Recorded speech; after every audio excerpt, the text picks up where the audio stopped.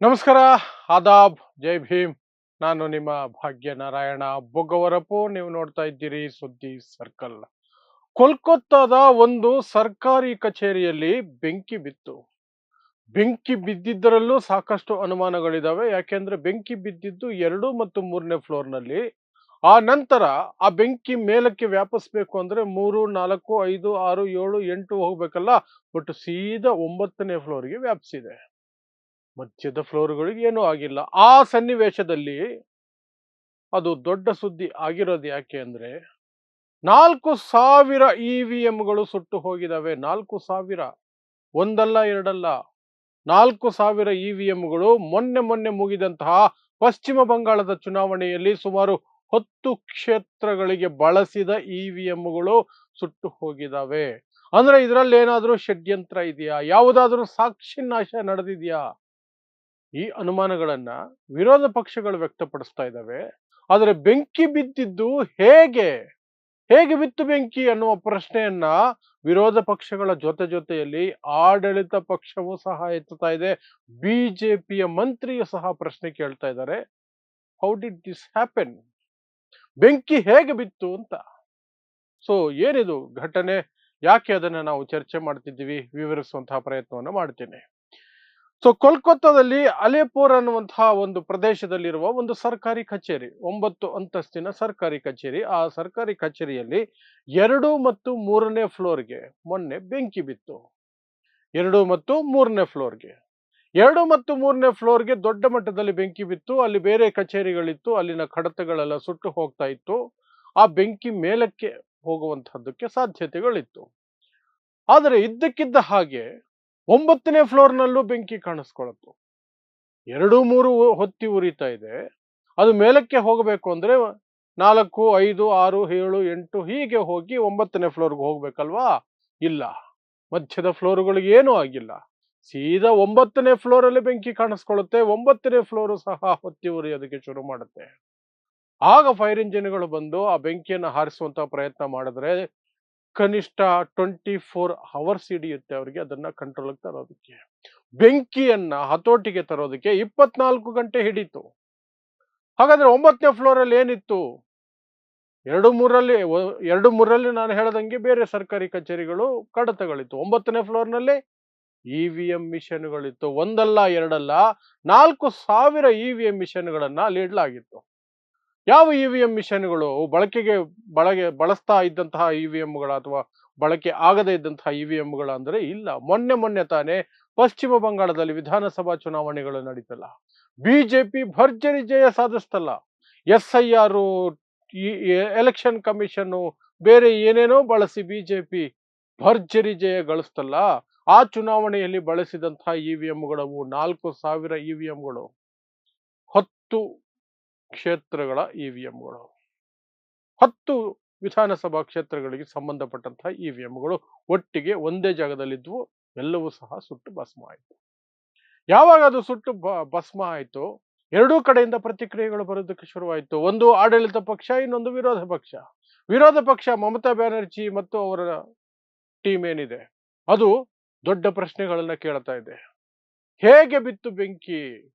First question, ಹೇಗೆ ಬಿತ್ತು? ಎರಡನೇದು, 2 ಮತ್ತು 3ನೇ ಫ್ಲೋರಲ್ಲಿ ಬಿದ್ದಂತಹ ಬೆಂಕಿ ಮೇಲಕ್ಕೆ ಆವರಿಸಬೇಕು ಅಂದ್ರೆ 4, 5, 6, 7, 8 ವ್ಯಾಪಿಸ್ಕೊಂಡು ಹೋಗಿ 9ಕ್ಕೆ ಹೋಗ್ಬೇಕು.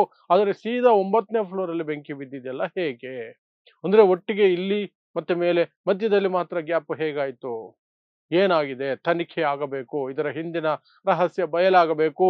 ಇದರಲ್ಲಿ ಏನೋ ಸಾಕ್ಷ್ಯನಾಶದ ಒಂದು ಕುತಂತ್ರ ನಡೆದಿದೆ, ಷಡ್ಯಂತ್ರ ನಡೆದಿದೆ. ಸಣ್ಣ ಪುಟ್ಟ ಕ್ಷೇತ್ರಗಳಲ್ಲ, 10 ಕ್ಷೇತ್ರಗಳ ಇವಿಎಂಗಳು, 4,000 ಇವಿಎಂ ಇನ್ಕ್ಲೂಡಿಂಗ್ ವಿವಿ ಪ್ಯಾಟು. ಬರೀ ಇವಿಎಂ ಮಿಷನ್ಗಳು ಮಾತ್ರ ಅಲ್ಲ, ವಿವಿ ಪ್ಯಾಟು ಸಹ ಸುಟ್ಟು ಹೋಗಿದ್ದಾವೆ. ವಿವಿ ಪ್ಯಾಟುಗಳು ಸಹ ಸುಟ್ಟು ಹೋಗಿದ್ದಾವೆ. ಇದು ವಿರೋಧ ಪಕ್ಷಗಳ ಬೇಡಿಕೆ. ತನಿಖೆ ಆಗಬೇಕು, ನಿಖರ ಕಾರಣ ಗೊತ್ತಾಗಬೇಕು, ಏನು ಎತ್ತ ಅನ್ನೋದನ್ನ ಜನರಿಗೆ ತಿಳಿಸಬೇಕು ಅಂತ. ಈ ಕಡೆ ಆಡಳಿತ ಪಕ್ಷ, ಆಡಳಿತ ಪಕ್ಷದ ಮಂತ್ರಿಯಾಗಿರುವಂತವರು ಕೌಶಿಕ್ ಚೌಧರಿ, ಪಶ್ಚಿಮ ಬಂಗಾಳದಲ್ಲಿ ಮಂತ್ರಿ ಅವರು, ಅವರು ಸಹ ಅನುಮಾನಗಳನ್ನು ವ್ಯಕ್ತಪಡಿಸ್ತಾ ಇದ್ದಾರೆ. ಹೇಗೆ ಬಿತ್ತು ಬೆಂಕಿ? ಯಾಕೆ ಬಿತ್ತು? ಇದರ ಹಿಂದೆ ಯಾವುದೋ ಕಾಣದ ಕೈಗಳು ಕೆಲಸ ಮಾಡಿದಾವೆ ಅಂತ ಸ್ವತಃ ಬಿಜೆಪಿಯ ಮಂತ್ರಿ ಹೇಳ್ತಾ ಇದ್ದಾರೆ. ಏನೋ ನಡೆದಿರುವ ಸಾಧ್ಯತೆ ಇದೆ. ಇದ್ರ ಬಗ್ಗೆ ತನಿಖೆ ಆಗತ್ತೆ. ಪೂರ್ಣ ಪ್ರಮಾಣದ ತನಿಖೆ ಆಗತ್ತೆ. ತನಿಖೆಯಿಂದ ಸತ್ಯಾಂಶ ಹೊರಗಡೆ ಬರಬೇಕು. ಈ ರೀತಿ ಆಗಬಾರದಿತ್ತು, ಆಗಿದೆ, ಯಾಕಾಯ್ತು? ಇದು ಬಿಜೆಪಿ ಮಂತ್ರಿ ಕೇಳ್ತಾ ಇರುವಂತಹ ಪ್ರಶ್ನೆ. ಇದರ ನಡುವೆ ನಾವು ಒಟ್ಟಾರೆ ಪಶ್ಚಿಮ ಬಂಗಾಳದ ಚುನಾವಣೆಯನ್ನ, ಈ ಬೆಂಕಿ ಅವಘಡವನ್ನ ಯಾಕೆ ಗಂಭೀರವಾಗಿ ಪರಿಗಣಿಸಬೇಕು ಅಂದ್ರೆ, ಇಡೀ ಪಶ್ಚಿಮ ಬಂಗಾಳದ ಚುನಾವಣೆನೇ election commission versus Mamata Banerjee ಅನ್ನೋ ರೀತಿಯಲ್ಲೇ ಆಗಿತ್ತು. ಮೊದಲಿಗೆ SIR ವಿಚಾರದಲ್ಲಿ ಕಿರಿಕಾಯಿತು. ಸುಮಾರು 90 ಲಕ್ಷ ಮತದಾರರ ಹೆಸರುಗಳನ್ನ ಕೈ ಬಿಟ್ಟಿದ್ದಾರೆ ಅಂತ ಮಮತಾ ಬ್ಯಾನರ್ಜಿ ಮತ್ತು ತೃಣಮೂಲ ಕಾಂಗ್ರೆಸ್ ದೊಡ್ಡ ಆಪಾದನೆಗಳನ್ನ ಮಾಡಿತು. ಕೊನೆಗೆ 27 ಲಕ್ಷ ಮತದಾರರು ನಮ್ಮ ಹೆಸರನ್ನ ಕೈ ಬಿಟ್ಟಿದ್ದಾರೆ, ನಾವು ಇಲ್ಲೇ ಇದೀವಿ ನೋಡಿ, ಜೀವಂತ ಇದೀವಿ, ಬದುಕಿದೀವಿ, ಇದೇ ಅಡ್ರೆಸ್ ಅಲ್ಲಿ ಇದೀವಿ ಅಂತ ಹೇಳಿ ಕೋರ್ಟ್ಗೆ ಹೋದ್ರು, ಸುಪ್ರೀಂ ಕೋರ್ಟ್ ಹೋದ್ರು. ಸುಪ್ರೀಂ ಕೋರ್ಟ್ ಈ ದೇಶದ ಪ್ರಜಾಪ್ರಭುತ್ವದ ಮೂಲ ಆಧಾರ ಸ್ತಂಭವಾಗಿರುವಂತಹ ಮತದಾನದ ಹಕ್ಕಿನ ಒಂದು ಪ್ರಖರತೆಯನ್ನ, ಗಂಭೀರತೆಯನ್ನ ಅಷ್ಟು ಸೀರಿಯಸ್ ಆಗಿ ತೆಗೆದುಕೊಳ್ಳಿಲ್ಲ ಅನ್ನೋದು ಸಹ ಒಂದು ಆಶ್ಚರ್ಯಕರವಾದಂತಹ ರೀತಿ. ಯಾಕಂದ್ರೆ ಸುಪ್ರೀಂ ಕೋರ್ಟ್ ಹೇಳ್ತು, ಈ ಬಾರಿ ಮತ ಚಲಾಯಿಸಿಲ್ಲ ಅಂದ್ರೆ ಪರವಾಗಿಲ್ಲ, ಮುಂದಿನ ಬಾರಿ ಚಲಾಯಿಸ್ಕೊಳ್ಳಿ, ಈಗ ಸಮಯ ಇಲ್ಲ ಅಂದ್ಬಿಡ್ತು. ಅದು ಹೇಗೆ ಸಾಧ್ಯ? ಪ್ರಜಾಪ್ರಭುತ್ವದಲ್ಲಿ ಒಂದೊಂದು ಓಟು ಸಹ ಬಹಳ ಮುಖ್ಯ. ಒಂದು ಓಟು ಅಂದ್ರೂ ಸಹ ಅದಕ್ಕೆ ದೊಡ್ಡ ಮಹತ್ವ ಇರುತ್ತೆ. ಅಂಥದ್ರಲ್ಲಿ 27 ಲಕ್ಷ ಮತದಾರರ ವಿಚಾರವಾಗಿ ಸುಪ್ರೀಂ ಕೋರ್ಟ್ ಹೇಳ್ತು, ಈ ಬಾರಿ ಆಗಿಲ್ಲ ಅಂದ್ರೆ ಮುಂದಿನ ಬಾರಿ ಓಟ್ ಹಾಕೊಳ್ಳಿ, ಈಗ ಟೈಮ್ ಇಲ್ಲ ವಿಚಾರಣೆ ನಡೆಸೋದಕ್ಕೆ, ವಿಚಾರಣೆ ನಿಧಾನಕ್ಕೆ ನಡೆಸ್ಕೊಳ್ತೀವಿ, ಚುನಾವಣೆ ನಡೀಲಿ ಅಂತ. ಅದು ಒಂದು ದೊಡ್ಡ ಗೊಂದಲ ಆಯ್ತು. ಇನ್ನು ಈ ದೇಶದಲ್ಲಿ ನಡೀತಾ ಇರುವಂತಹ ಕಳೆದ 2-3 ಚುನಾವಣೆಗಳು ಏನ್ ನಡೆದಿದ್ದಾವೆ, ಅವುಗಳಲ್ಲಿ ಚುನಾವಣಾ ಆಯೋಗ ಪಕ್ಷಪಾತೀಯವಾಗಿ ನಡ್ಕೊಳ್ತಿದೆ ಅನ್ನುವಂತಹ ಆರೋಪಗಳು ಬೇರೆ ಜೋರಾಗಿದ್ದಾವೆ. ಚುನಾವಣಾ ಆಯೋಗ ಬಿಜೆಪಿಯ ಬಿ ಟೀಮ್ ಆಗಿದೆ, ಬಿಜೆಪಿಯ ಏನು ಮೈತ್ರಿ ಪಕ್ಷದ ರೀತಿಯಲ್ಲಿ ಕೆಲಸ ಮಾಡ್ತಿದೆ ಅಂತ. ಅದಕ್ಕೆ ಪೂರಕವಾಗಿ ಚುನಾವಣಾ ಆಯೋಗದ ಮುಖ್ಯ ಚುನಾವಣಾ ಅಧಿಕಾರಿಯಿಂದ ಹಿಡಿದು ಚುನಾವಣಾ ಆಯೋಗ ನಡೆಸುವಂತಹ ಎಲ್ಲ ಕಾರ್ಯಕ್ರಮಗಳು ಅಥವಾ ಅದು ನಡೆಸುವಂತಹ ಎಲ್ಲ ರೀತಿಯಾದಂತಹ ಕೆಲಸಗಳು ಸಹ ಅನುಮಾನಕ್ಕೆ, ಸ್ಕ್ಯಾನಿಂಗ್ಗೆ ಒಳಗಾಗ್ತಾನೆ ಬರ್ತಿದ್ದಾವೆ. ಜ್ಞಾನೇಶ್ ಕುಮಾರ್ ಗುಪ್ತಾ ಮುಖ್ಯ ಚುನಾವಣಾ ಆಯುಕ್ತ, ಅವರನ್ನ ಪ್ರಶ್ನೆ ಕೇಳಿದ್ರೆ ವಿರೋಧ ಪಕ್ಷಗಳ ವಿರುದ್ಧ ಕೆಂಡ ಕಾರ್ತಾರೆ ಮನುಷ್ಯ. ಬಿಜೆಪಿಯ ರೀತಿಯಲ್ಲಿ ವರ್ತಿಸುವಂತಹದ್ದು, ಪ್ರಶ್ನೆ ಕೇಳೋದೇ ತಪ್ಪು ಅನ್ನುವಂಥ ರೀತಿಯಲ್ಲಿ ವರ್ತಿಸುವಂತಹದ್ದು, ಯಾವುದಕ್ಕೂ ಅವಕಾಶ ಇಲ್ಲ.